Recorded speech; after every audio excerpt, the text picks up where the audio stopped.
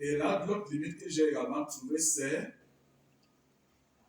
malgré le fait que Amartya Sen taxe l'éthique rossienne de transcendentaliste institutionnel, c'est-à-dire de trop s'appuyer sur les institutions, la propre éthique de Amartya Sen n'échappe pas à cet écueil.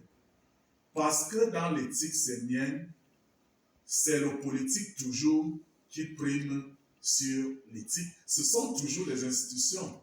Puisque les capacités pour qu'elles soient mises en œuvre, ce sont des gros moyens, ce sont des politiques publiques et autres. Ça veut dire que même lui, son éthique, bien, l'approche par les capacités, reste une approche institutionnelle de la justice.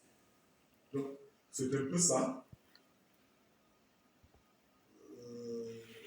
C'est ce que Alain Renaud a appelé dans l'un de ses livres, un livre qu'il a écrit en 2013, Un monde juste est-il possible. Il a formulé cette critique-là vis-à-vis de Sen. Il parlait de la question du puissant fond. La question du puissant fond, oui, il faut développer l'égalité, les capacités, mais à partir de quoi? Et pendant combien de temps? Maintenant, la dernière question, comment faire pour atteindre un consensus politique? Je crois que Amartya Sen étant un adepte du choix social, il fait confiance à la raison. Mais je me dis que ça, c'est mon avis personnel. La difficulté d'un consensus politique autour de la question du handicap est surtout liée au libéralisme triomphant. Comme on est en contexte de libéralisme triomphant, les fonctions sociales de l'État sont de plus en plus réduites. Les États aujourd'hui veulent fonctionner comme des entreprises en termes de gains, en termes de ceci, en termes de cela. On n'est plus dans l'État-providence, c'est l'État capitaliste qui, à un moment donné, privilégie le capital. Et puis, même pas seulement l'État, je me dis même que c'est Martha Nussbaum qui développe cela dans son livre Les émotions démocratiques. En fait, dans ce livre, Martha Nussbaum montre que, en fait, toute la société démocratique est victime du libéralisme, du capitalisme.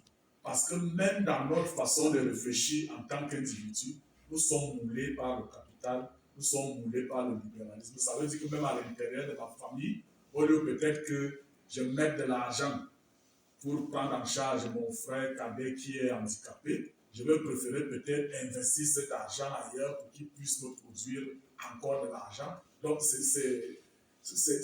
cela, de mon point de vue, est également tributaire du libéralisme, du néolibéralisme dominant. Merci beaucoup. Est-ce qu'on a d'autres questions, réflexions? Ouais.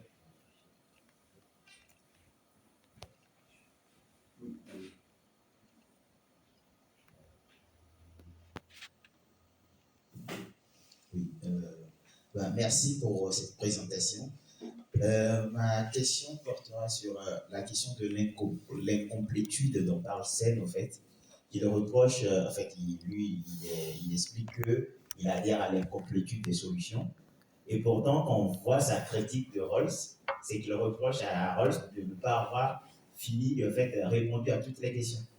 Est-ce que, Sen ne se contredit pas à la fin parce que, oui, on sait que Rawls est parti dans une logique très idéaliste et veut une justice parfaite, mais n'est-ce pas cette incomplétude-là qu'il faut aussi reconnaître à Rawls, même si lui, il n'accepte pas?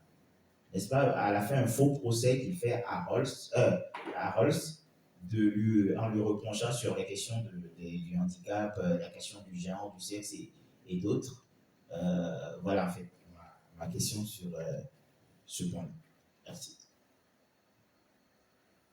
Oui, merci pour cette remarque.